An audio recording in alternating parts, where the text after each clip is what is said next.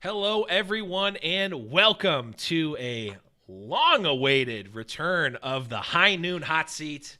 I am your host, the Blevins, and joining me today is none other than the one and only, the captain of the Toronto Alpha Flight, the founder of the Five Deadly Venoms, and nominee for Canada's Overwatch World Cup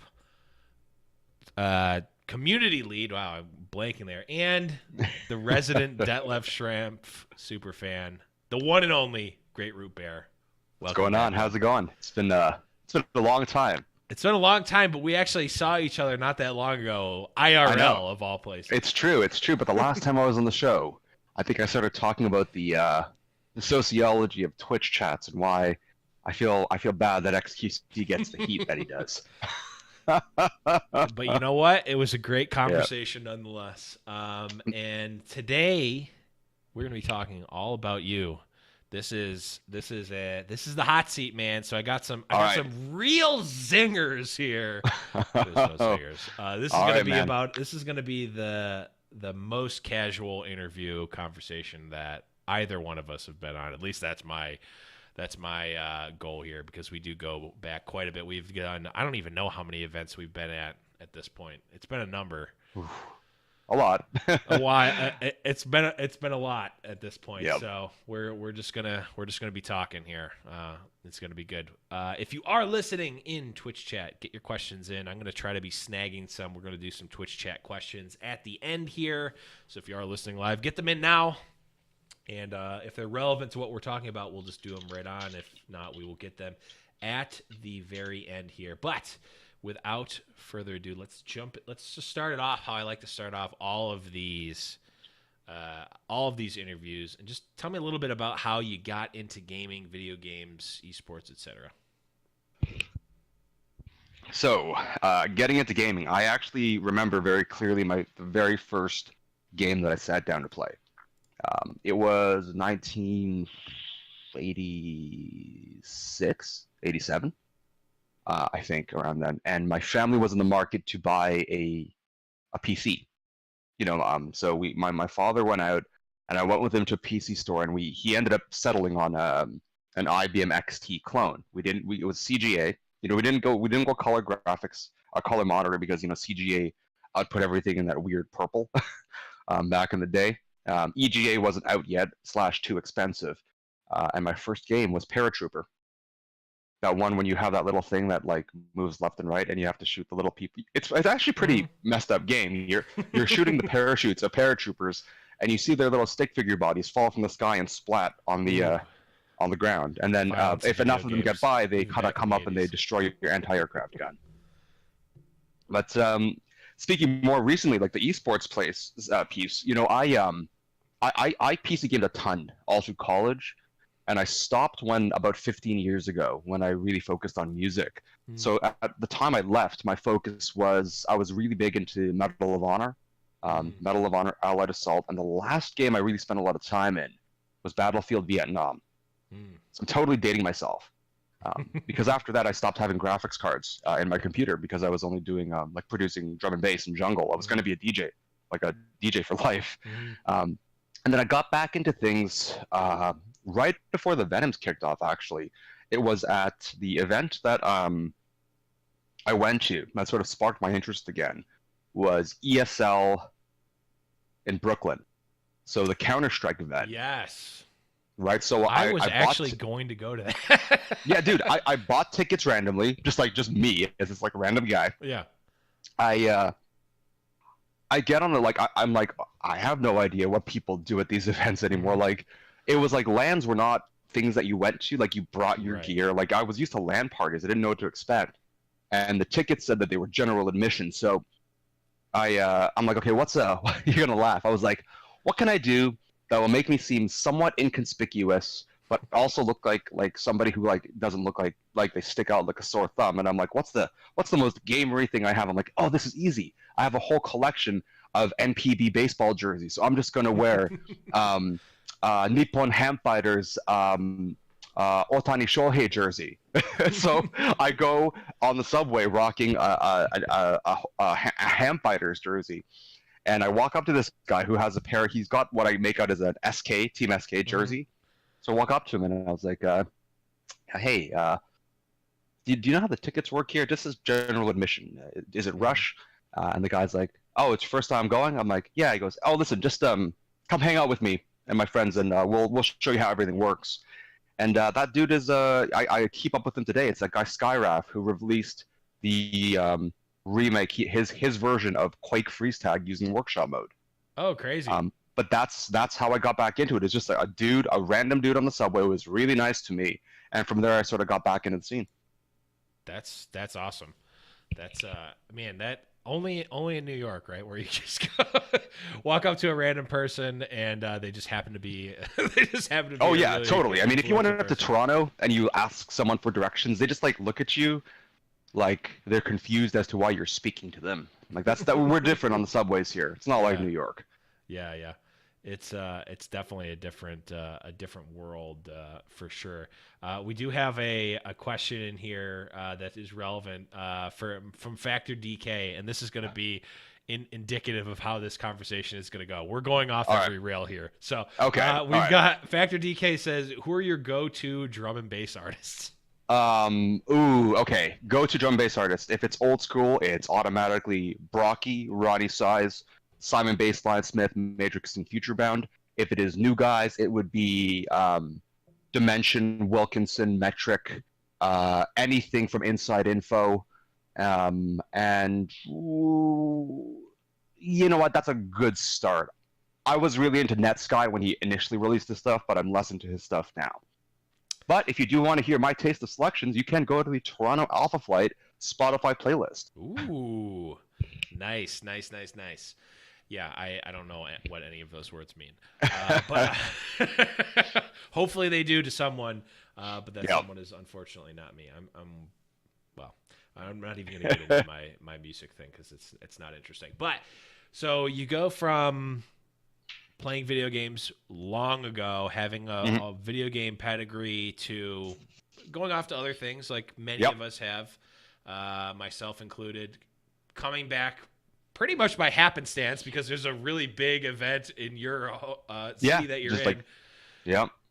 And now you've started two of the biggest fan organizations for Overwatch League. How did you even get into Overwatch? Like where does Overwatch come into this? Overwatch was kind of an accident. I was on PS4, like I had a console. I hadn't built a PC in years. So I'm sitting around, and I was joking, like I just needed a new game to play. I mentioned this to the Omnic Lab guys when I first talked to them, but I was effectively what I joke was like a low point in gaming. Like it was low, dark days. This is how dark things got.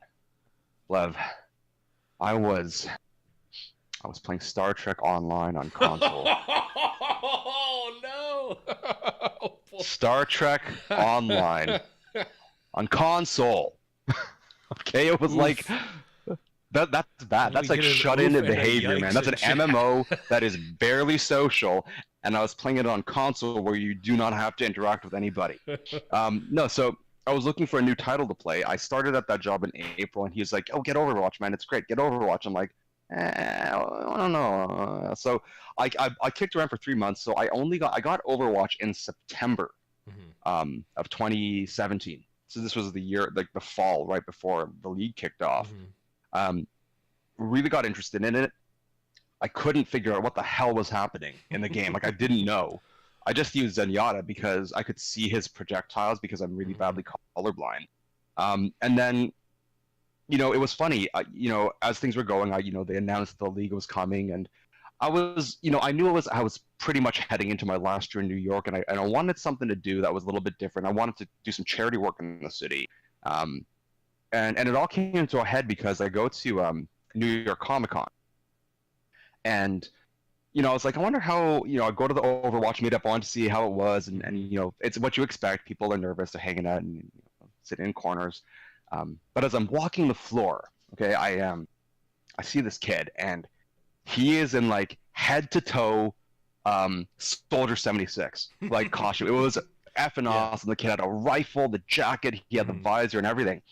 And I walk. I'm dressed up as the the pub owner from Tokyo Stories Midnight Diner. Okay. So I have like the scar on my face and and everything. So I stop and I'm like, hey, it's Soldier 76 reporting for duty, right? And this kid's mom, eyes light up and I run over and I was like telling him how much I loved his costume, and his mom's like, hey, are there any bad guys here? I'm like, oh, I don't think there's any Talon folks here. Besides, if there were, he'd just get them in his sights. The kid's laughing, he's having a great time, and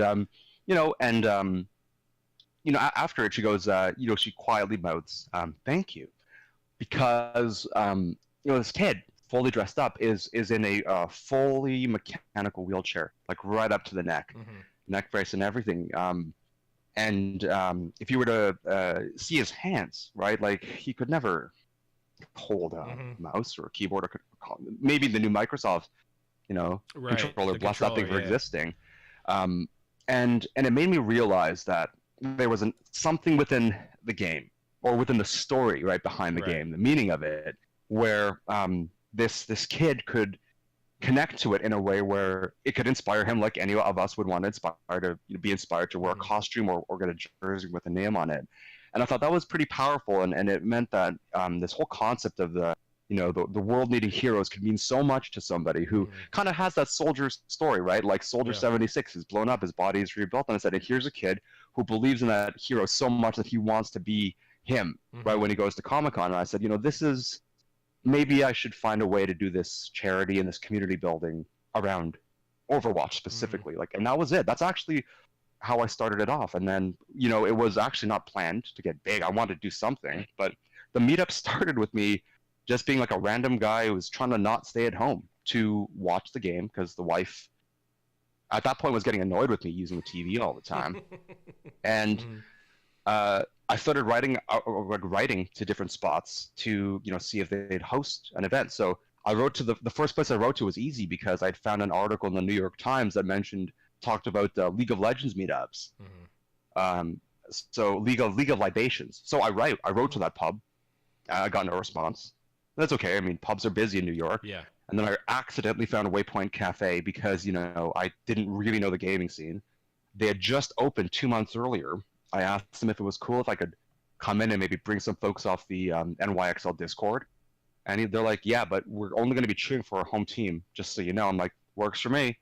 And I literally made a Google Sheets roll call list. Like if you ever went to raves and used message boards back in like 99 and 2001, like you'd have a roll call, where you're like, roll call, who's going here? And everyone would just say, I'm going. And I literally made a list with just, and it's so dorky. It says name, how many people in your party, and what time are you arriving? And I wrote a couple tips on the neighborhood. I think I talked about the USA Shaolin Temple. I talked about the Tenement Museum. I talked about Konji Village being around the corner.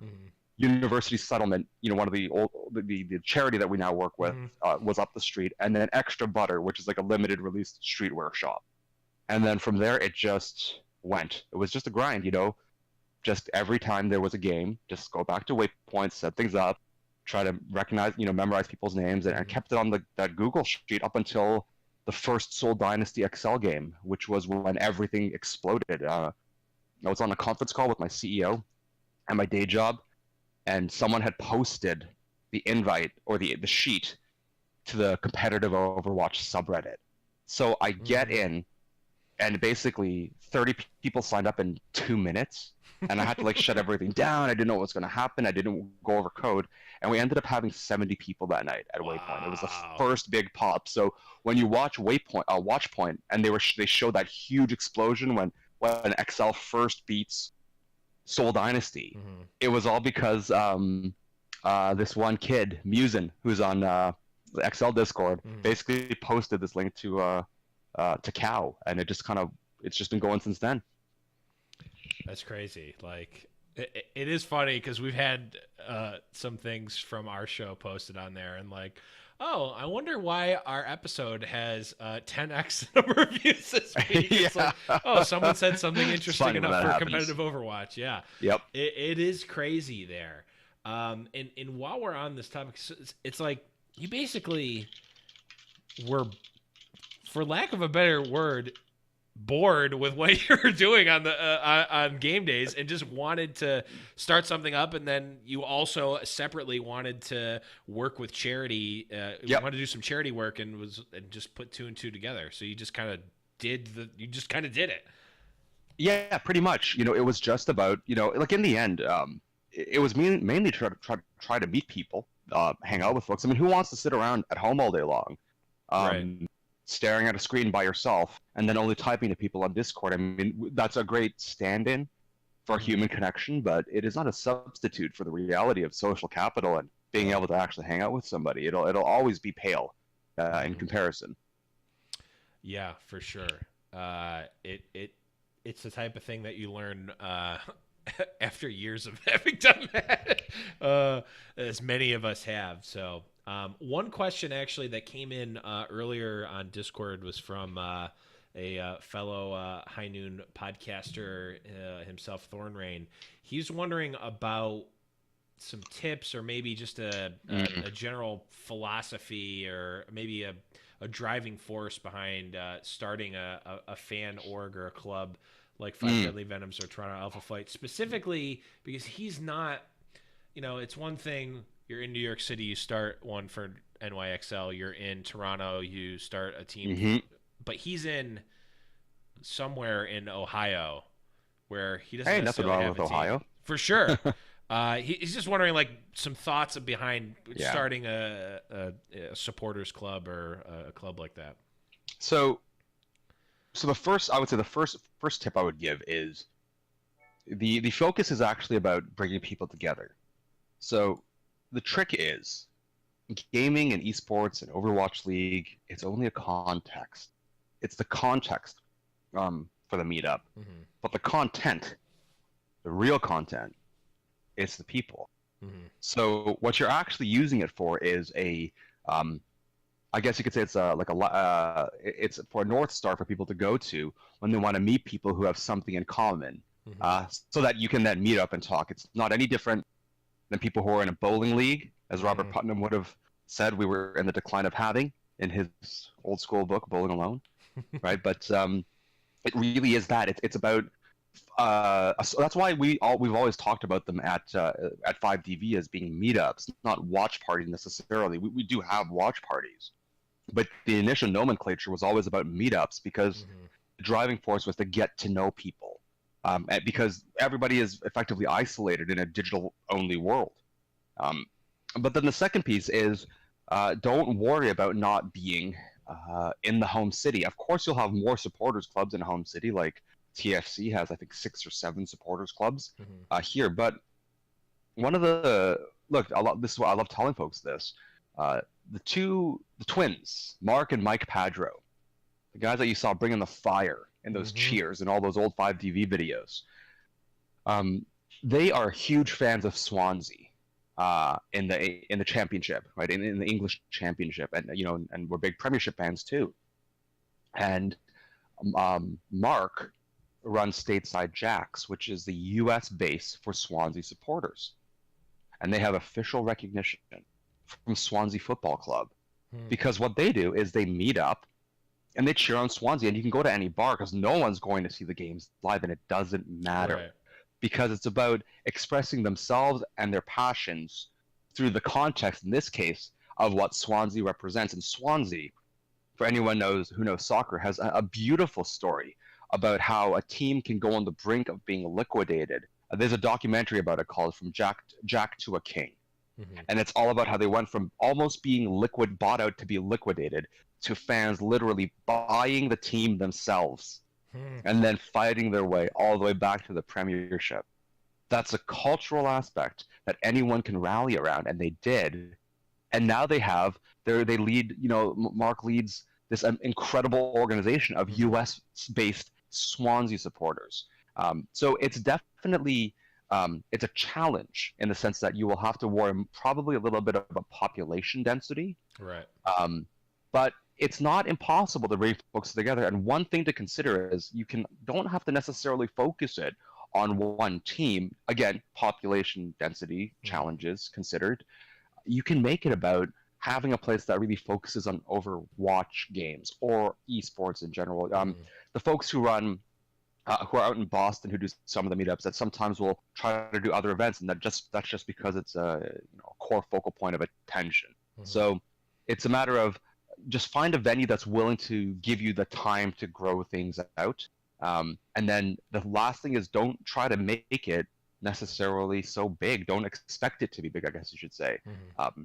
You have to base all of this in the understanding that this is something I'd probably be doing anyway.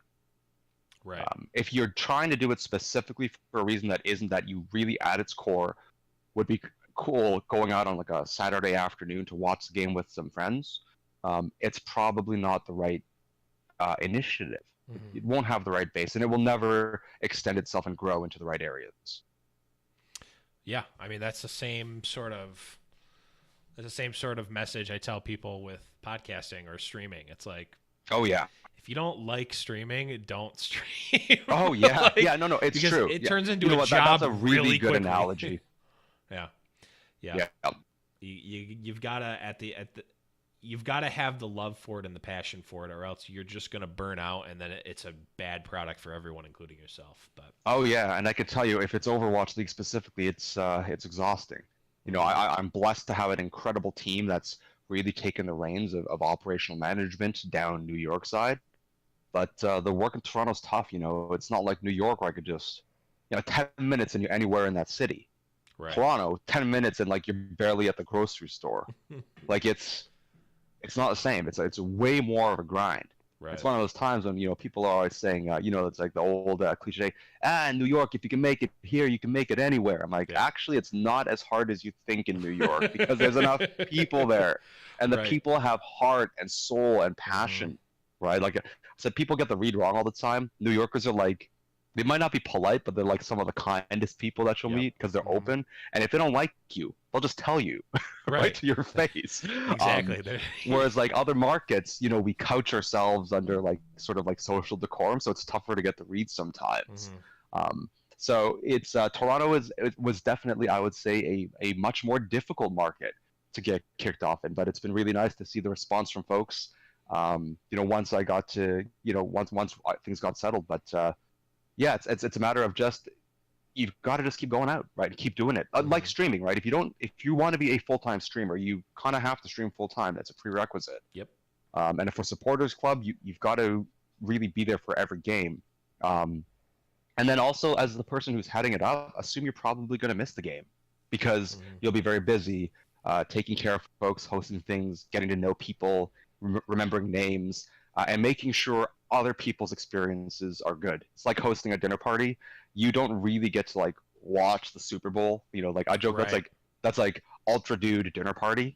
Like it's like, are my nachos okay? Are my But it's you don't really get to watch that much of the game because you have to make sure that those damn nachos stay like supplied, right, stocked up. So it's kind of the same thing. The focus has to be on other people, and if you don't like talking. Probably not a good angle too.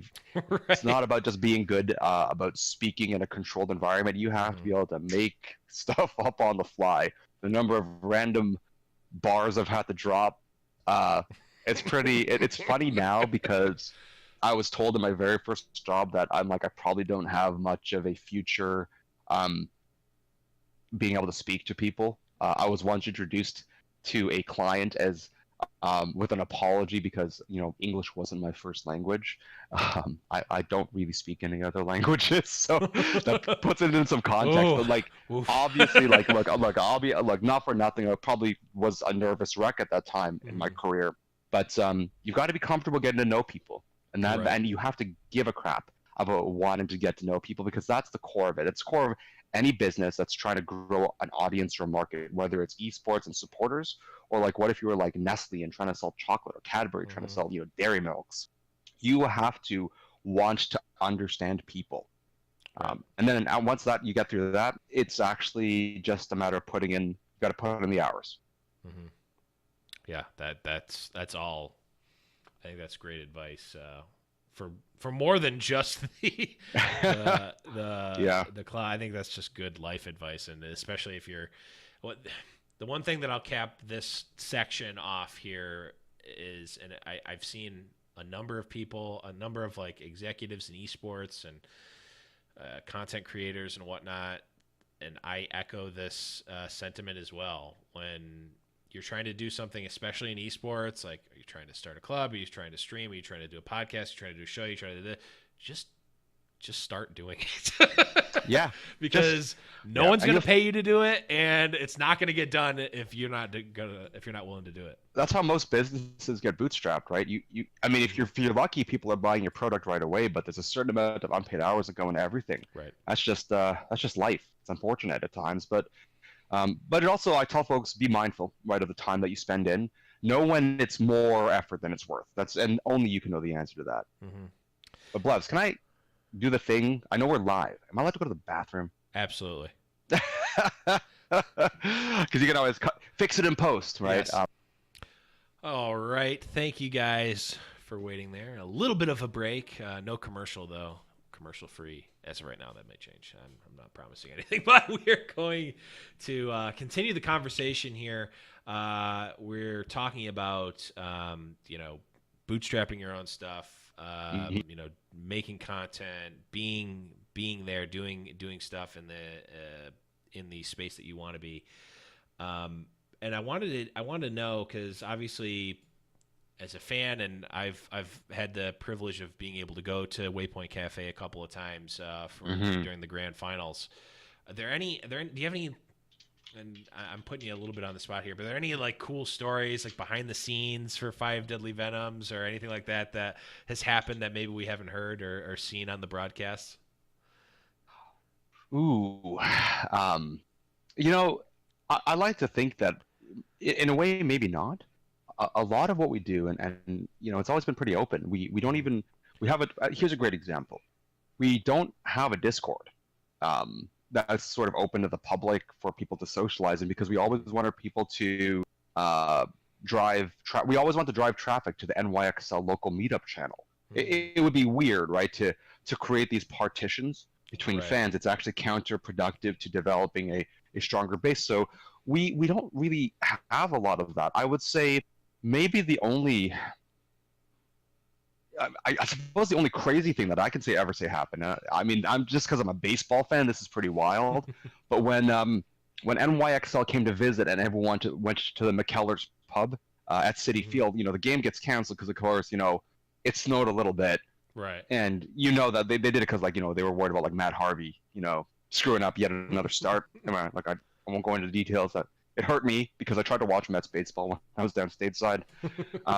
But it was pretty cool because, very quietly in that room, when all the fans are there, they're all cheering, everyone's going, the agencies are there, and so was Jeff Wilpon, and he came up to me and just started talking and said, I've seen all the stuff that you've been doing, and I think it's really impressive that you've been able to rally folks, and it means a lot to the organization. And in my head, I'm thinking, what the hell does Jeff Wilpon have any time, right, to speak to me? Why does he even care?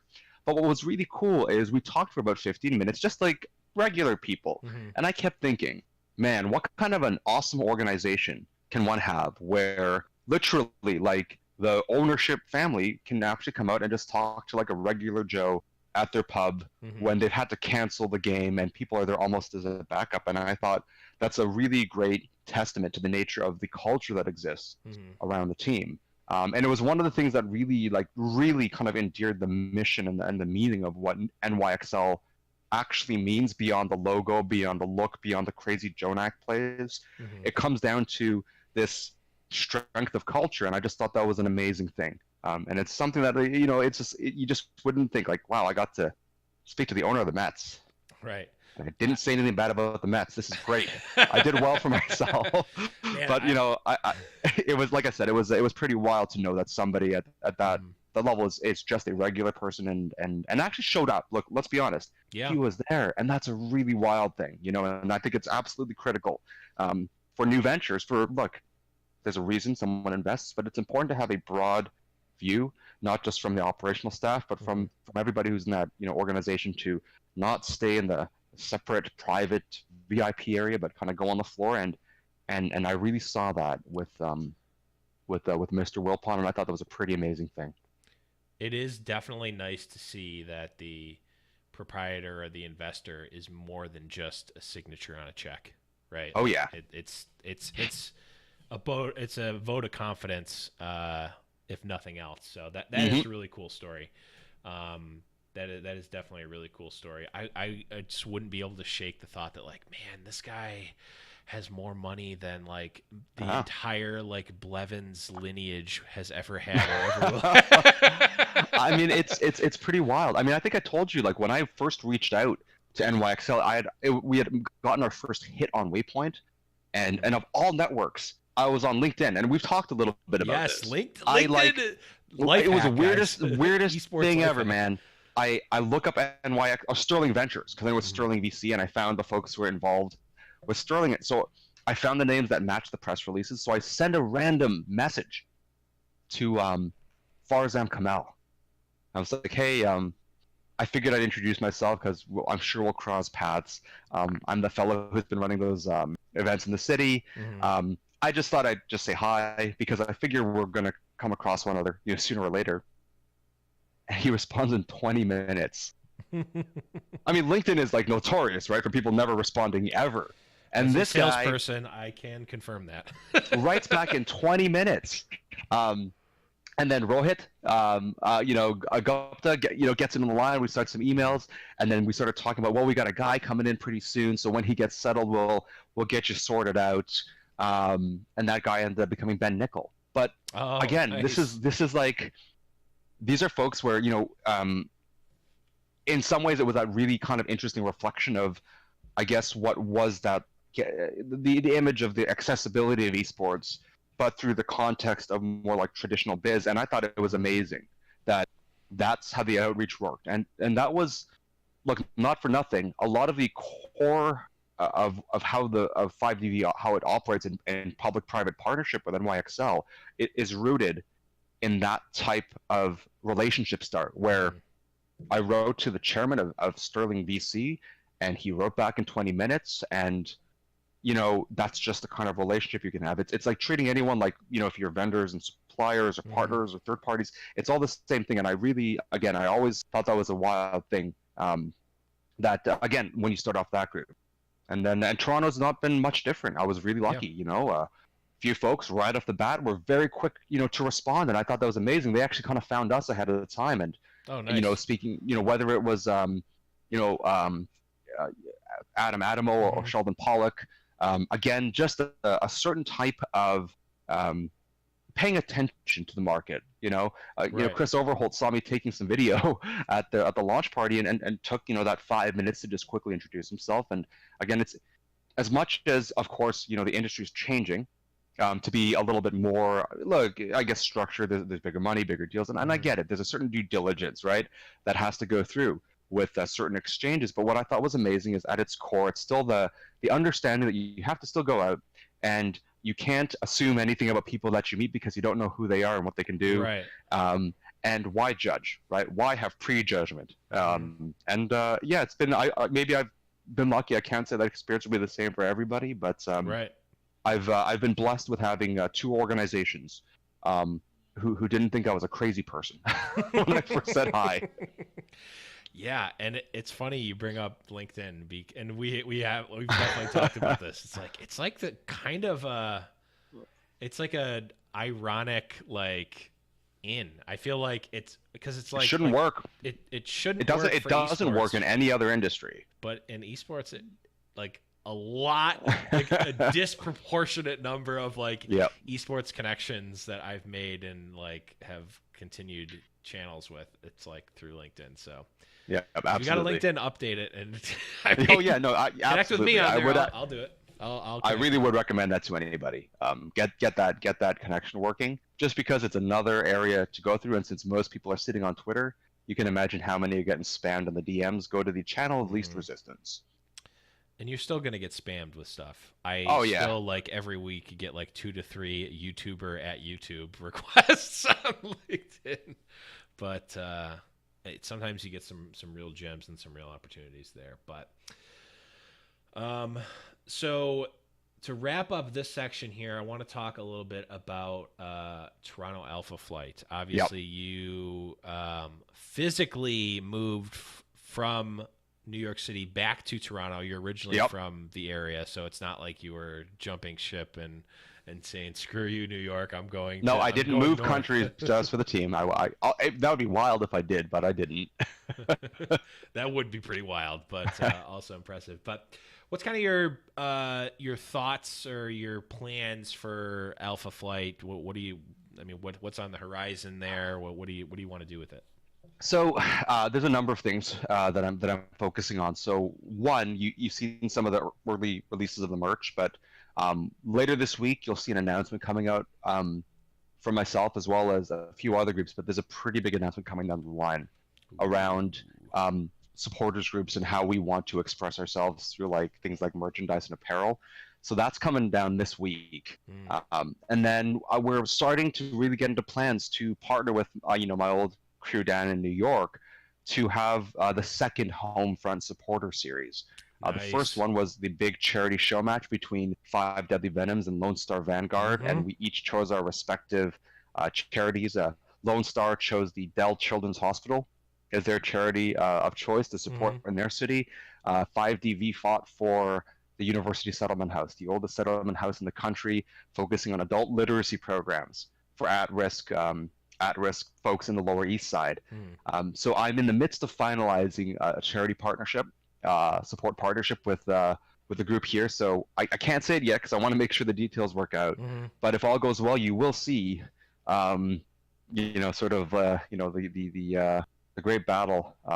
It's basically this. It really has become a summit series because I'm patterning it after the '72 Russia-Canada series. But it's going to be a battle over the border, and each of us is going to again fight for our respective charities. And you'll see some pretty wild stuff.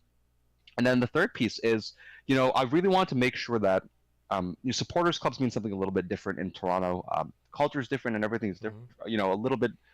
It's not. Look, every city's different, and this is going to be one of the challenges around esports. And I want to be able to show folks some of the examples of how you can take a model but then adapt it to a local reality, because it's really important so that people don't go and try to do the same thing everywhere. It won't work. So I'm amazed, but I'm happy to say that hopefully within the next few weeks you'll also see some of the first sponsorship deals that I've been able to clear for some of the supporter groups. That I've been working with, like Toronto Alpha Flight. We've got one in the hopper. If I can make this work, it'll be pretty wild stuff. And then, of course, watch parties as normal, making a ruckus at the Defiant managed events. And after that, it's it's all about the vision of 2020, right? How do we help color the arenas for when they get everything here? Who knows where the arena is? I doubt it's on Ontario Place because that place is constantly empty and no one can choose what to build there. But I did make a little suggestion that they should do it and make it in the old Globe. Maybe they should make it in downtown Buffalo. Just putting it out there. Just putting it out there. It's not going to happen. Yeah. Well, you guys did give up the Bills. You guys gave up your NWHL team, right? Gave it back. The Buttes were given back to the league. So you do need one new team somewhere in the city. It's true. It's true. I mean, I would take a basketball team too, but that's not going to happen either. We will probably be talking about basketball at some point in this interview. But I do want to shift the focus here to really the pressing ticket item here. All right. You've made it to the illustrious round 2 for the Overwatch World Cup Community Lead for Team Canada here, which is no small feat, let me tell you. As someone who failed to do that last year, I can tell you. Really? I didn't. No way. Really? I did not put enough effort into it. I honestly, like, after, I don't want to talk about me too much, but it was one of those things where it's like, oh yeah, I can get to the second round like easy. Let me just do something. And like, I did not put nearly enough work into it. And like, I had a bunch of ideas, I just didn't execute. I felt really bad afterwards, but it wasn't a me blaming people and being like upset about it. It was just like a disappointment in myself for not like living up to what I thought was a potential. But enough about that. You did get there, which Yeah, is awesome. I So I didn't expect it. Honestly, I try to keep my it's like being any Toronto fan. Like if you're a Raptors fan or a Leafs fan or an Argos fan or TFC fan or Toronto Rock fan or Wolfpack fan or Marlies ooh, fan. Toronto That's every Rock. team pretty much. I gotta Yeah. boo the Toronto Rock, man. I'm Buffalo Bandits all the way. You guys are trash, man. Oh, we were in the championship. Get out You're of still here. trash. You're in Buffalo. I'm kidding. I'm kidding. Johnny No. who? No. Tavares. No. Yeah, it was. I went in, but I wasn't sure if I'd even make the second round. Look, it's there's a ton of qualified folks. We've got amazing folks like CarQ, one of the greatest streamers, in the scene, who you can genuinely learn stuff from, right? You got folks like Jen, like Lemon Kiwi, like what an amazing pillar of the developmental scene in Overwatch, right? And I'm just like some random dude who only moved back to the country 6 months ago. But yeah, it's I made it, and that's why I decided that if I could make it to the second round, I would really spend the time to outline the platform of what it is that I want to do. So it's why look, am I ace at Adobe Premiere? Absolutely not.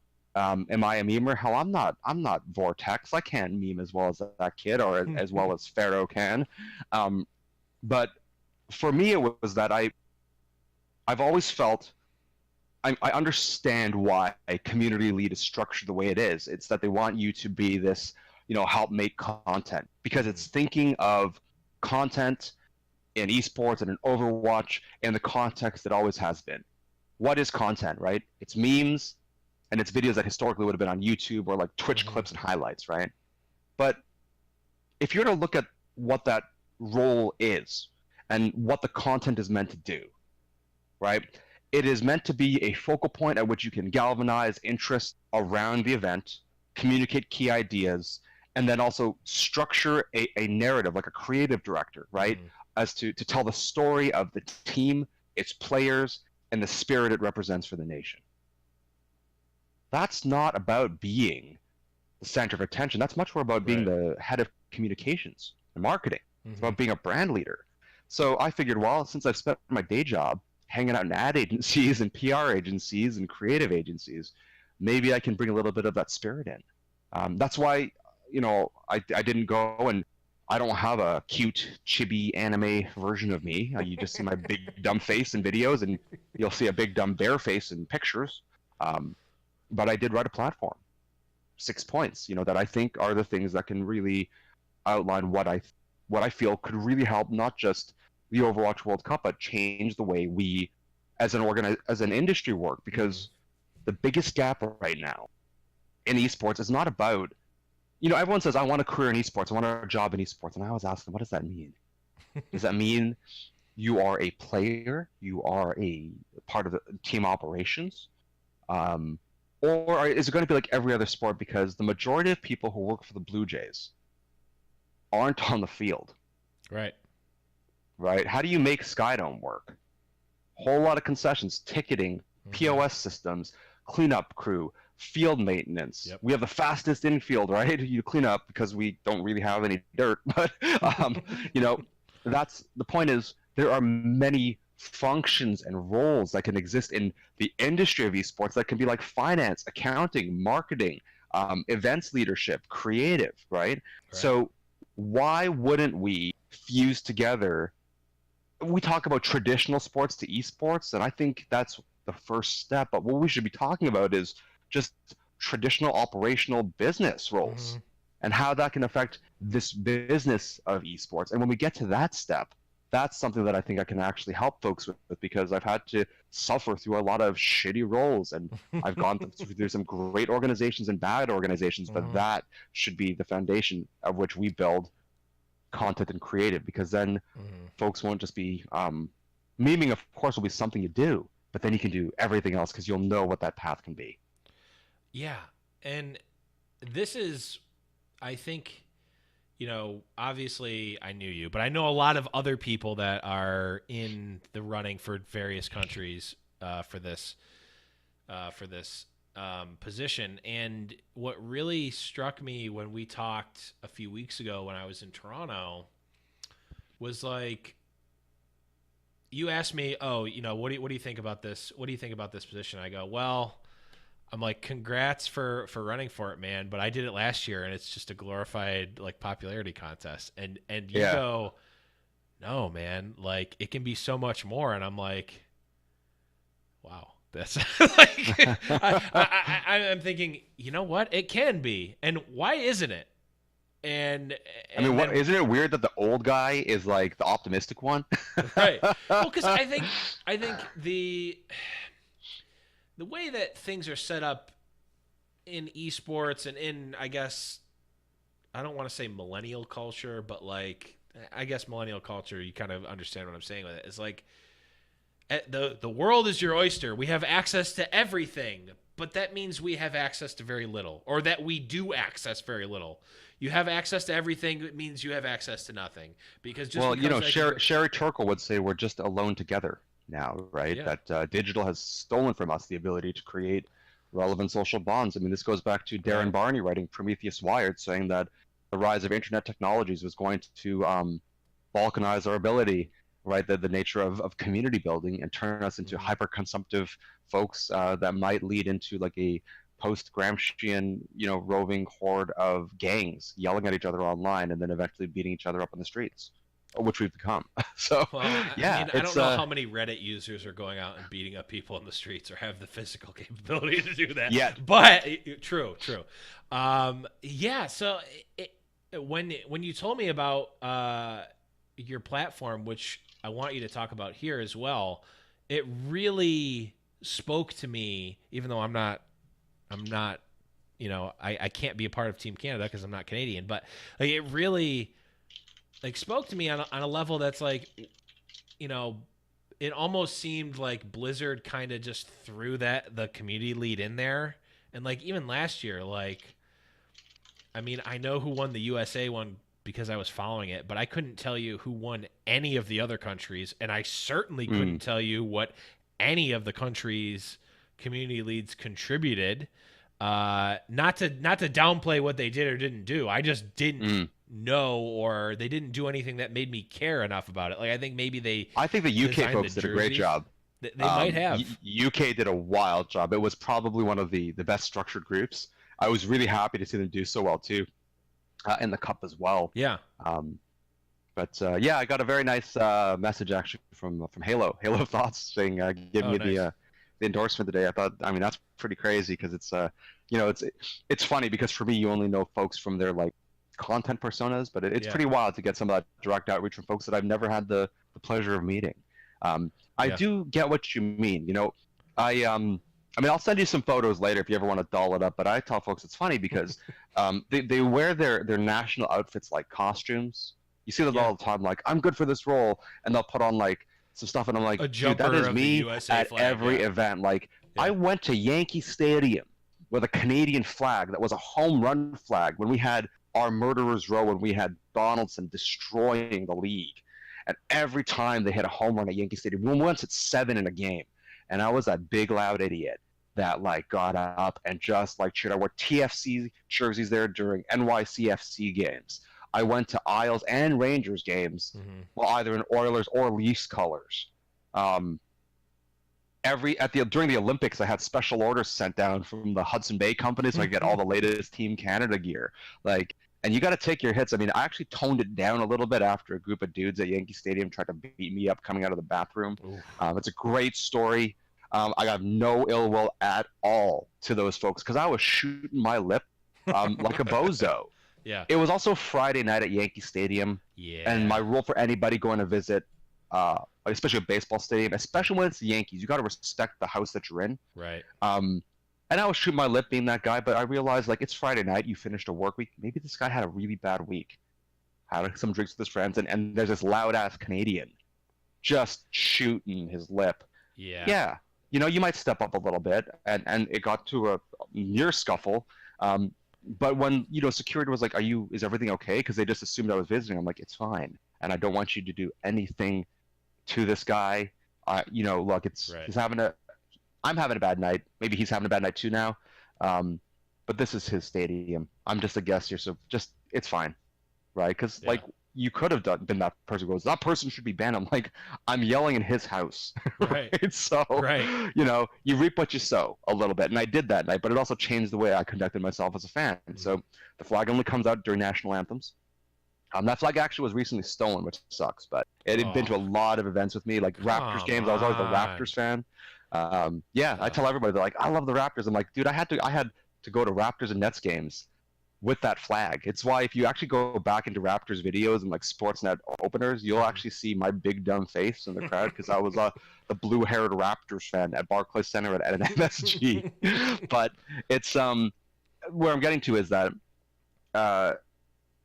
it has to be part of the natural way you express yourself. If it is just a costume, it's like in Bruce, in Enter the Dragon when Bruce Lee is training the kid and he does a soft kick and he goes, "That's like what was that? An exhibition? We need emotional content, right? It has to be genuine, otherwise you're actually kind of making a joke of the image, and right. Maybe it's my weird set of beliefs in some ways, but I think that for some people this really means something, and I think that Canadian National Overwatch doesn't have to be any different than Hockey Canada or Baseball Canada or the Canadian Olympic Commission, and I think we should try to approach it with the same level of diligence and care and respect that we would any of those organizations, because if we're saying that the youth in esports and the organizations are not run well and people are taking advantage of, then it has to start with how we choose to fill these roles and how those roles then conduct themselves and spread knowledge to others. If you don't do that, it's going to be like being in a bad tech startup versus being in a good tech startup. Right. My favorite line is from the when Takashi Miike remade the film Harakiri, or Death of a Samurai. As I won't spoil the film, but there's this one line when the protagonist of the film says, "You are less concerned with honor than projecting the image of honor." And I believe that if we want to make the industry more stable, and if we want to, people talk about there being a potential bubble, things like that, is that the only way you can solve this is with good, diligent thinking and some planning, right? And then everyone will be better off, right?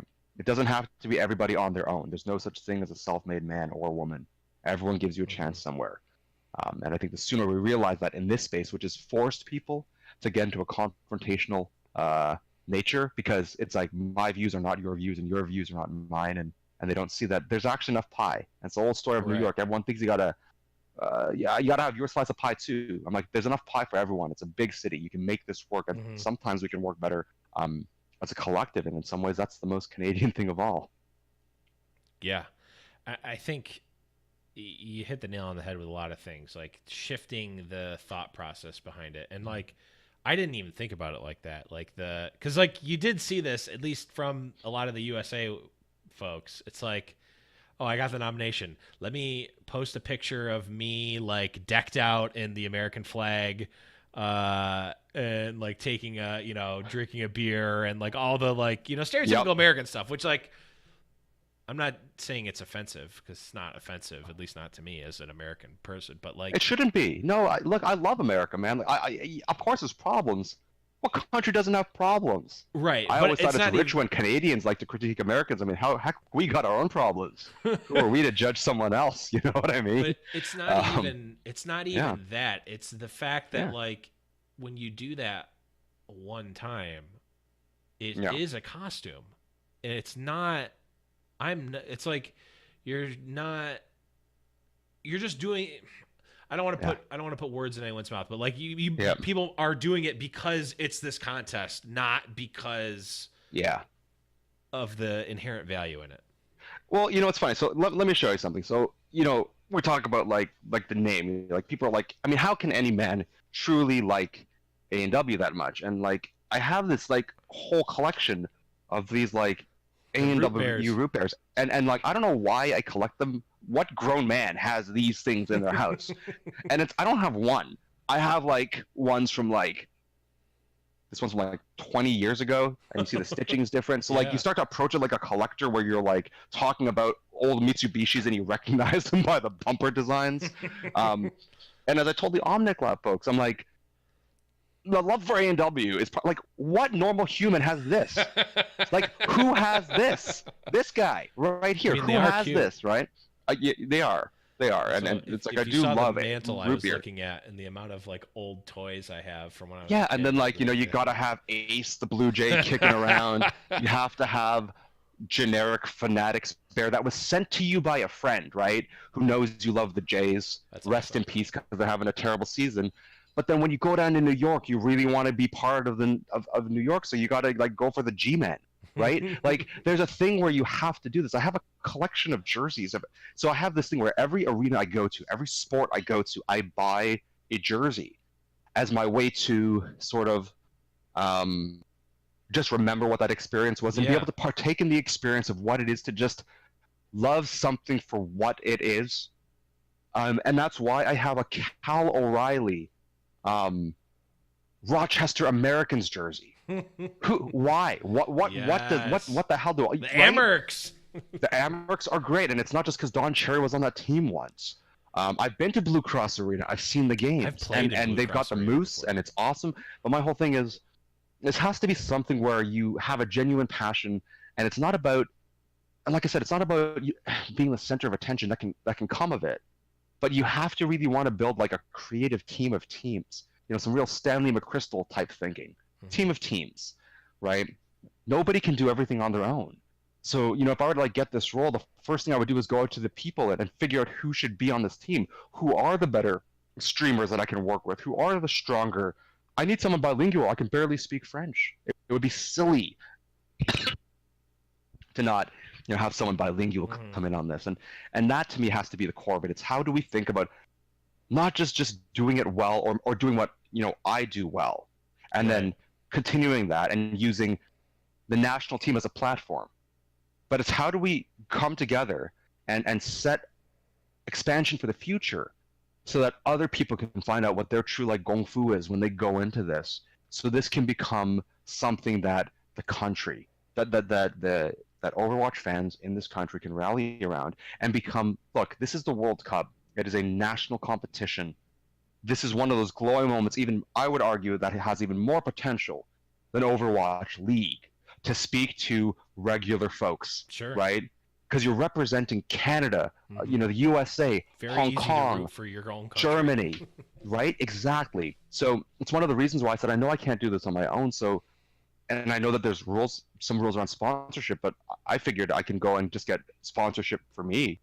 So one of the things I did was I spoke to 2 agencies in Toronto to see if they'd be willing to effectively sponsor as agencies of record to help produce content and do media relations. It's why you see my day job agency, Citizen Relations, in the platform, because they're open to helping out with media relations, which means when the story's created, they'll be the folks who will reach out to their contacts at like Sportsnet, at City Television, City TV, CBC, right? CTV to get those stories told so that, when Note had his piece on W5, it was great. I watched that. I tuned in. I watched it. My wife taped it for me. I watched it a couple times. It was amazing seeing Note speak to his experience as a player. And then, and then the other group is Lucky Numbers. They're a creative agency. They have a lot of videographers and photographers and web designers that are all over North America. And one of the challenges is people will say, oh, it's tough to get everyone together to shoot a video. And I said, that's a solved problem. We do that every day in Ad World, every day. How many teams? How many times do the Raptors get filmed as a group? Right? It's non-issue. But people have trouble getting the shooters out there because it's always a DIY.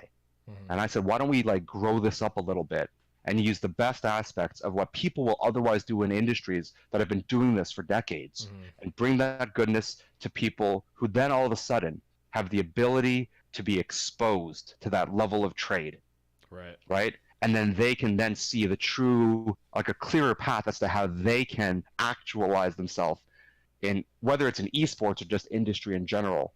And now all of a sudden we begin to solve probably the biggest challenge of all, which is people who try to limit the flow of information and experience to maintain positions of power. And maybe this makes me a little bit subversive, but I'm a big fan of saying, let me show you how this stuff actually gets done, because you getting good will make me better. because you're going to come up with things that I would have never come up with, and I will Right. learn from you. And I think that has to be the core of what drives this type of program. But I think it works particularly well when it's positioned against the national program. Mm-hmm. Yeah, that's something we've talked about on the show as well. Is like, yes, Overwatch League is bigger in terms of viewership, and if you ask the diehard fans, what you care more about, it's going to be Overwatch League. But like you said, it's a very easy and natural and something that we've been conditioned for our whole lives. It's like, hey, the Olympics are playing every 4 years. Oh, yeah. You know what, Johnny? Root for USA because we're from the U.S. You're from Canada. Root for Canada. It's easy to do that. You have a national It's also identity. my hashtag. There you go. You'll see a website going up this week for the final push because, believe it or not, I was able to register the domain rootforcanada.ca. I don't know how it was available. I know, right? I'm like, that's how you know this is meant to be. I mean, literally, root for Canada. If that's not the great magnet pulling us all together towards a single unity, I don't know what is. But that is actually, I'm dumbfounded by that. That is amazing I love it. That. Yeah. I'm actually, Lucky Numbers is helping me do a final campaign video this week just to get the message out. And they're building me a site because my web design skills are pretty crappy. And I'm also colorblind, so you don't want me coloring anything. But it's actually to show folks what we can do, right? I am not a great videographer. You can't have a colorblind person do color settings. It just doesn't work. I've heard tricks that can work. I'm not good enough for it. But we do our best when we work together. Mm-hmm. I'm like, that's why the thing that drove, kind of attracted me to Toronto, that the mantra of like, you got to rise together. We used to say that all the time in the like, not for nothing, we say that all the time in the NYXL Discord. Mm-hmm. I know Factors in the chat, he could tell you. A few times this came up and I said, just guys, remember, we rise together. Mm-hmm. That was always our saying in New York. So when Toronto kind of came up with it, and after all that kind of shit happened with my mom's when she got in that really bad car wreck in the holidays, I realized, like, I have to make this mean something for home. You can't just be the person who goes and does this stuff in another city and rest on your laurels being like, oh, I did this in New York. What do I have to do this here for? Right. So it's because it's a lot harder to do it back in Toronto. It's way harder to make it work. But a lot of folks here, they have the same challenges, folks in New York have. And what kind of a person would you be if you only did it at a place with all the lights and the glamour of New York City, but you didn't do it back in Toronto where you're hanging out at St. Clair and Yonge Street, at 11 p.m. on a Friday night, makes you a little bit too self-serving, and I just don't see that being a benefit to the world in general. Yeah. I mean, I think that speaks to a lot of people as well. As we wrap up here, I know we've kind of danced around your platform points, but do you want to kind of go through them point by point and talk about Sure. Yeah. So, I mean, the first I covered off, but I think it's the first thing we have to do is be a creative team of teams. And it's not just having a collective, but it's structuring ourselves the same way we would structure any media and comms unit for large scale industry. So, first thing I would do is go and find out what I would do that same wireframe and figure out what the key need states are for creative and content, determine what that schedule is, and then start to fill in those roles. No different than what we would do if you're trying to fill in roles for any company. Second, I think we can elevate the sophistication of how we do our work. We build a lot of our content in esports based off of cliche and tropes within esports, the same way that TV shows, everything becomes a reality show. Right. And I think by helping folks who are in creative see how professional creatives in industry and film do this, we can both elevate the work, but then also create that pipeline for knowledge transfer to effectively help counsel people on career skills that can benefit them in their personal life outside of esports. So again, much love and thank you to, again, my agency, Citizen Relations, and to Lucky Numbers for being the first two parties that are willing to do that here in Canada. Third, it's that community has to be developed through both digital and real life means. This doesn't work if you only have specialized experience in one or the other. Like, I only do live events and I only do digital. You've got to have both, because we need to have real life community and social capital at the core with logical digital extensions. And that's the inverse of how most people have set themselves up in life these days. Sure. We go digital first, real only, and we've seen what the result of that is, right? It's lossy and high switching. It doesn't stick together. So it's a big focus on that. The fourth is got to bridge the new school and the old, right? The beauty of this content is that it needs to extend, the thinking has to contain both aspects of it, right? It can't just be memes, but it also can't just be like long form, overly dramatic NFL films content talking about the catch from Jerry Rice from Montana, because I could watch that catch forever back when you were watching Sports Illustrated, subscription ads where you got the football phone, right?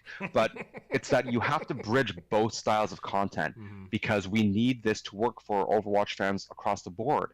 And one of the things I tell everybody that I've noticed that's very different about Canada than at least New York or Toronto than New York is that we have a very large plurality of older players who are quite active in our communities, which means the content has to work for them too, right? And it's not about being hip and cool and awesome and only making things that are serious. You do both. The fifth is it's built for the future. We can't just make a splash for 2019. We absolutely have to make mentoring of skills and legacy at our core. And that requires us to bring in folks, like this is what I tell folks, you'll say, well, we need to bring in an expert in traditional ad agency, traditional creative directing, traditional data and analytics. I'm like, yeah, okay, and how does that knowledge get passed to this population that faces tremendous amounts of cost just to go to college, right? A lot of them can't even get there to get the prerequisite, to get the job application to go work for you to eventually maybe learn it to trickle down, which almost never happens in industry. I can tell you this. Right. So let's start here. And then the last piece is you got to actually give a shit. Be that genuine natural fan in the room. And anyone who's seen me at a 5DV or Alpha Flight meetup knows that that's just what I do. Hell, I'm the NYXL cheering GIF still. Should have gotten royalties on that. You've got to have that genuine heart, care, and compassion for building communities, not making yourself the focus of attention, but wanting to elevate others, because it's through that the nation will prosper, and that's at the core really what I want to do. I really want to be able to help out both not just my city here in Toronto, but like I've had the privilege of I've been to Vancouver, I've been to Calgary and Edmonton. I used to live in Montreal. I haven't had the chance to go to Winnipeg, and people think I'm nuts for wanting to go there, but I really want to see a Jets game there. As a kid, I grew up watching the Halifax Citadels because they were the farm team in the AHL, the Quebec Nordiques, right? I've got family up in Sault Ste. Marie, so I know the realities of being in Northern Ontario, and I've got family that's even further north in Marathon. Like, this is mining towns, right? Like, I understand the realities that face a lot of Canadians outside of the cities, and there's so many great stories that can be told, and at the end of it all, I want to be able to help tell their stories, because it's when people see that other folks, and it's not about just getting representation, it's about when you can see the reality of what works and what doesn't work, and you hear a bit more about this broad range of experiences, and then you exchange those ideas.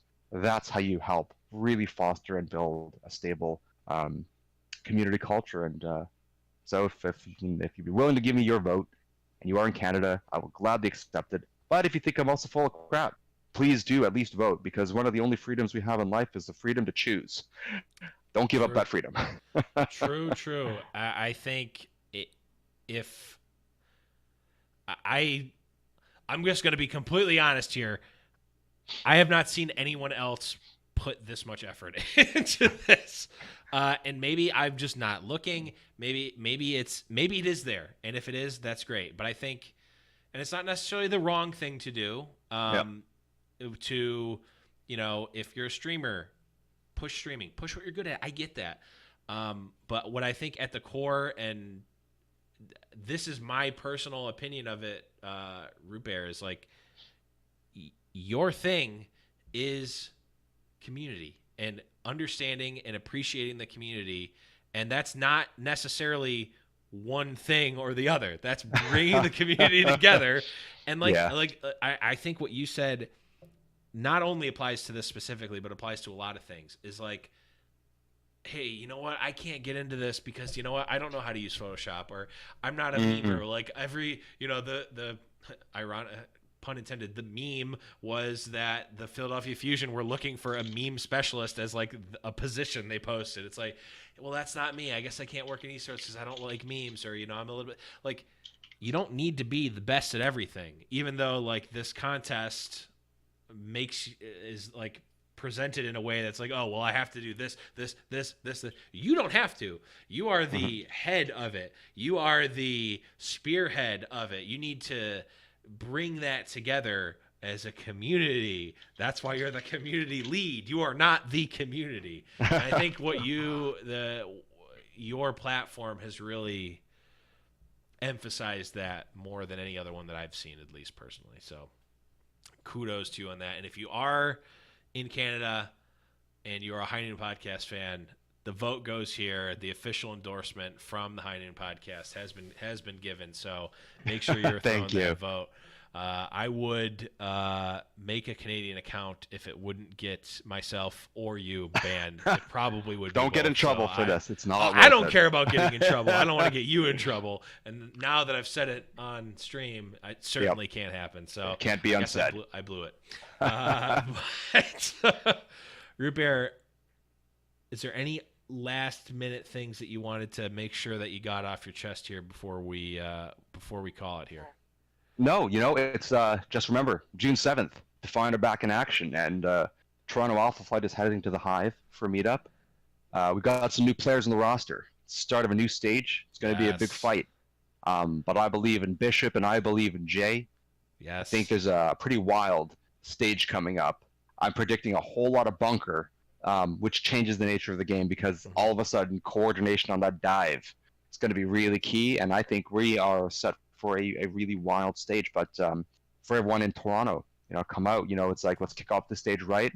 Let's show let's show Gods and Sharek some love as they eventually, crack that starting roster, because it's going to be a wild ride. The stage is going to be bizarre. It could be boring in some cases, but what I love is that coordination is going to be the key, and it's a different kind right now. So just calling out, support your local venues, support those small businesses. But above all, come out and show some love for Defiant, because, it's a team that's it's given us something new in the city. And then, honestly, let's go Raps, man. We got to go back to Oakland. I was going to say. Okay, look. Can we bring it home? Can we? Okay, look. Not for nothing, okay? I've been in this city. I grew up in the city. I was there when we had Damon Stoudemire. I was there when Jean Tabak was, like, our big center, the guy who knows no one. You couldn't say his name, okay? I remember those days. I remember when we basically only won 8 games, but one of those wins was against the Bulls, okay? It has been a long time coming. We don't know if it's coming again. And to everyone in Toronto, you can't let up. Okay, we wanted to make a big story about people setting off fireworks in front of the Golden State Warriors Hotel. You think that's going to shake the Warriors? We are going back to the Oracle. Okay, that is in Oakland. Those pops aren't going to be fireworks. They're going to be gun claps, so we have to be ready, right? You got to send that energy, like pro wrestling style. You got to send that energy to that team, because the Raptors are in for a fight, and if you've seen it, you can see that the refs are against us. No one wants Toronto to win, and this is the one time I will say that Toronto versus everyone really makes sense, because having our name on that trophy for a lot of people is a blemish on that trophy. And I'm not saying we want to win it because we have a chip on our shoulder, but I want us to be able to win it because we were there. And we were okay to be there, because that's what Toronto's about, right? A lot of times people said we flamed out stage 1 with Defiant in the playoffs. I'm like, we weren't even supposed to be there. True. And that's an amazing thing. But Raps fans, more than a lot of fans and a lot of people in the city, will cross pretty much every life experience you can think of, and it's a beautiful thing. But like I said, the Warriors are the Warriors. Durant isn't back yet. And I can tell you, and the thing we're up against, because as much as we want to see the Raps win, those 2 games in Oakland aren't just 2 home games for Golden State. These are the last 2 games ever that they're going to be playing in Oakland before the Warriors, who are an Oakland team for 47 years, are going to head over to downtown San Francisco. They're going to head to downtown SF, and they're going to have $2 million suites with private wine storage. You think that team's going to represent Oakland? No, those people will still support their team, but they are leaving. This is the last stand in Oakland.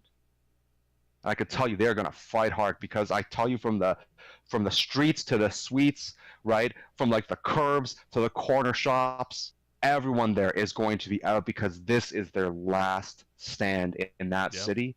And if there's a city that has passion, real passion, man, it is Oakland. You don't mess with Oakland.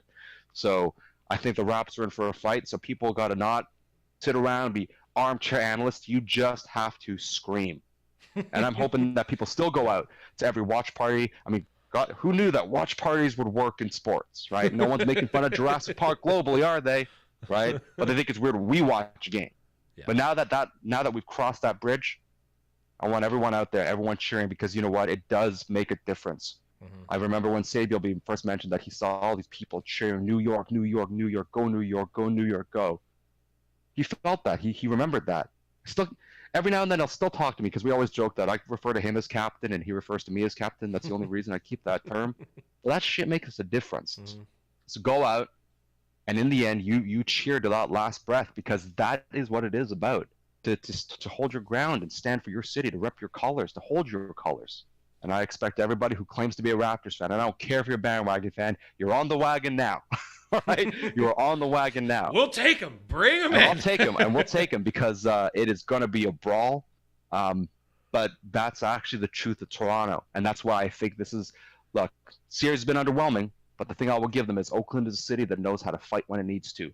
Mm-hmm. But Toronto was the blue-collar town, the gritty town, Big Smoke, Hog Town, T-Dot, Six. Doesn't matter what you call it, we all call it home, right? And it ain't pretty all the time. City's always half-built. TTC doesn't run.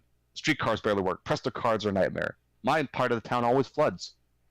But that's why we're in Toronto, because it isn't just this beautiful all-steel glass city that's full of amazing things. It's a city of industry, a city of work, and it's a city of pain at times. But that's what we want to represent because it's honest. So that's what we got to stand for the next week, and hope that those Raps can take it home, man. But I got him in at best 6, maybe 7. Oh man, I don't know. Oakland's gonna be a fight, man. It's a gonna really be- big fight. I was really hoping we could go up 2-0, but you know what? You know what it was? It Yeah. was frickin' Dr. Disrespect literally in the crowd. Did you see this? Yeah, but I think it's funny for a guy who's like, I'm gonna be courtside. I'm like, that's not courtside. You're It's like not 4 seats. Like courtside. I've had that seat at Madison Square It's Garden. not courtside, That is like a but it's- third the price of the seats that are 2 in front of you. So don't call that It's a courtside. third of the price, but it's still 10 You're also times more behind the net. expensive than I could. I know, but you're behind the net. Come on. Yeah, yeah. You think it's expensive? They were selling the courtsides are selling for Golden State for $98,000. You see, that's what Oakland's fighting for, man. Come on, bro. The fact that those seats are going to be $100,000. How crazy is that? That's $200,000 pre-tax. Who has that to spend on one seat? You're nuts. Drake. You mean no? I remember my favorite thing was when Clay snapped back. He goes, "Y'all weren't talking so much tonight, were you, Aubrey?" I hate Klay Thompson so much. I just Okay, so despise here's him. the thing. I have a tenuous relationship with the Golden State Warriors because I remember them again from NBA Jam. Tim Hardaway and Chris Mullin. Hardaway with the UTEP two-step in NBA Live, and they were bombing threes back then too, right? That was part of their style. They were outside shooting team, but and people roast me on this, but my favorite Golden State Warrior is Draymond Green, or as I affectionately refer to him, Draymond Nutkick Green. Draymond Nutkick Green is my favorite Golden State Warrior, and the thing is, it's like I love seeing it. Like I'm still waiting for him and Ibaka to swing on one another. Like I want a fight. I want a Detroit Pistons 88 Lambeer getting up in like the Lakers' face and getting elbows thrown at him just to see if he drew the foul. Like that's what I want to see this end up in because that is actually the truest expression, man. I agree. Oakland versus Toronto. It's not gonna happen. I know, but like a man can dream, right? Man can dream. I know, but what really crushed my hopes, because I always wanted that too. Like, not that I want people to be fighting, because like I don't want it to be like go out there like some people are like, oh, I love hockey because they fight. It's like just watch MMA if that's why you're there. Yeah, but like, or you can watch like basically a guy who looked like Gabriel Iglesias knock out Anthony Joshua. What's up now, Joshua? Yeah, but it's like but I was a big Deontay Wilder fan, so it's all right. When someone described it to me as like, yeah, there's a bunch of millionaires on the court, it's like, oh yeah, They had literally have their Yeah. actual investments of their body that Yeah. You're an once you annuity start now. putting that much Yeah. money on it, you're not going to fight over anything. Well, I think I told you though, like outside of the Pacers, my favorite basketball team of all time is 87, 88 Pistons. Mm. That era. Man, Lambeer and Dumars, Isaiah. Mm-hmm. But man, like this was the team that invented the Jordan rules. They shut down Mm-hmm. Jordan his first time through, right? Mm-hmm. Like, but they fought, man. They fought. They were dirty, man. These guys got the Lakers so pissed. That's beautiful basketball. My favorite thing was watching Larry Bird lose his shit against the old school Pistons. Like this is Larry Bird, man. Like one of the greatest players of all time who can just hang outside on the perimeter and just annihilate you. Mm-hmm. And but people forget that Bird used to drive in the paint, and he was every player was physical back then. You had to. Yeah. You couldn't cut the key unless you had to put in some body. Mm-hmm. But you had to put in that body work. And man, did they ever beat the F out of Larry Bird. He'd like go. My favorite was when McHale lost it and he started swinging on Lambeer because like they'd be going up and they would just stick the butt out and like flip them so the guys would just land flat on their backs, right? So I joke the Pistons are the reason Bird had the back problems. Probably. But no, but like look, and the truth be told, I don't want any player to actually get injured, but there's unless it's Klay Thompson, in which case but I don't know, man. I love that he referred to Drake as Aubrey. I mean, that's so good. Funny. That's like such a high school bully thing to do. How that's you doing, fine. Just Aubrey? Because, like, you can have a good line. I still can't stand him. You know those things. Do they have them in Canada? You know the guy that has like the steel wool, and you got the little magnet, and you make his facial hair out of it. That's what Klay Thompson looks like. I can't stand. Like every time I see Klay Thompson, I'm like, someone made your facial hair with the steel wool. Oh, I don't know, man. I don't mind Klay. He's a great shooter, man. He's a good shooter. I can respect that, right? He's I feel like he's on any other team, he'd probably be much more sort of seen and visible, but again, look, you can't get mad at the Warriors. They figured out a great system. It's like people getting mad at goats. You can't get mad at goats. It's a reality of the system. Believe me, I am that guy that as a coach, I always wanted to coach high school basketball, specifically in Pennsylvania, because there's no shot clock, and I always wanted shot clock. What? There's no shot clock in high school basketball in Pennsylvania. It's a state rule. That's insane. It is dumb. I always when we would go and play tournaments there, I always joked like we just need to get the first basket and then just pass the ball for the whole game. Like it would be the most boring thing to watch. Dude, you make the New Jersey Devils neutral zone trap of 1997, but you make it in basketball, which makes you a horrible human being and an incredible strategist. I used to in gym class in high school, I would score the first goal in hockey, and then literally I would get the ball and hit it behind the bleachers. You're such a jerk. That's funny. I was to put it into context. I was 1-0. I wasn't a fast skater. Not a fast skater. I couldn't throw the body, but I could do little things that would have otherwise drawn penalties, but knew how to get around them. So what I would do is, playing hockey, I was left wing, so I just had to like pass. I had to make space, but I needed the right winger to actually pull off the goals. But one of the things I would do is, as we were heading down, because the icing was still a thing. Now they call it automatically. Back then we had to like literally like skate into the boards. Yeah. As you're skating, your stride's going out to the sticks out. So every now and then I purposely angled the stick a little bit so on the stride I knew it would be underneath the skate of the opposing player as they were coming down. And it's not tripping because they're stepping on my blade, which is technically a penalty for them. Right. So as long as you're part of your natural stride. So a lot of folks went down like that. Yeah, I won't even get into some of the stuff I was actually playing basketball. Hockey, man. I played. If you asked, like my dad watching my games, he'd be like, "Yeah, you played that much more like hockey, or than you ever should have as a high school kid." But all right, that is a tangent if I've ever heard it. Going back to high school sports for us, but. Root Bear. That's how we do things. That's how we do things between Buffalo and Toronto. It's true. And much love to the Bills because I am a Bills fan, and everyone still makes fun of me over that. Well, I mean, I will leave it at that. You kind of deserve it. But look, man, I will tell you, watching those used car ads coming from Cheektowaga really, really inspired me to be a big Andre Reed and Thurman Thomas and Jim Kelly fan. And also Celino and Barnes, injury attorneys. Yes. Call 888-8888. You got it, man. You got it. A true Buffalonian knows exactly what you're talking about. But Root Bear, thank you so much for being on. Thank you so We've much for having talked me. about your platforms and stuff, but where can people find you on the internet? What can people do? Well, give the last plugs Yep. here before we go. So, out. you can find me pretty much at any social channel at Great Root Bear. So Twitter, Instagram, and Twitch are all at Great Root Bear. And of course, you can find my Toronto crew, Alpha Flight, at twitter.com/alphaflight_TO. That goes for Twitter and Instagram.